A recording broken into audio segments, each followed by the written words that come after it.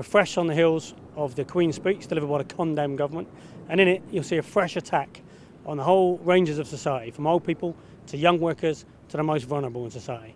And you'll see what the CWU, along with other trade unions in Britain, are leading the fight back.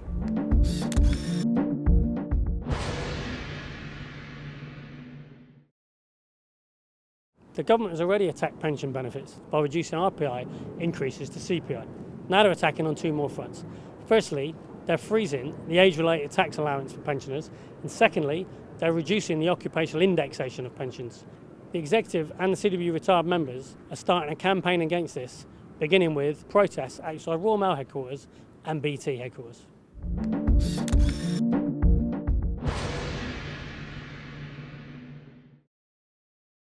At the other end of the spectrum, the government are also attacking young workers.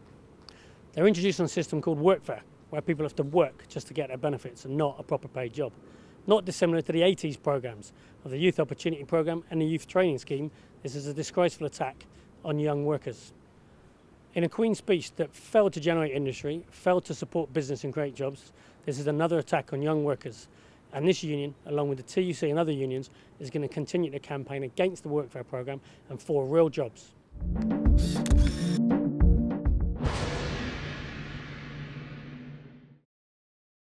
A 30% cut in the funding of the Health and Safety Executive, coupled with a failure to introduce rights to protect disabled workers against abuses in employment practice, are more examples highlighted in e-voice of the attacks by condemned government against working people.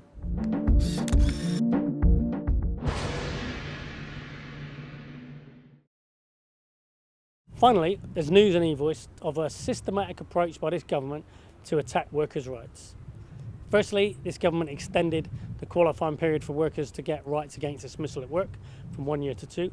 Then they announced in the Queen's speech a full review of the employment tribunal system with some kind of attempt to make sure people don't get the right to go to court and shortcut that process.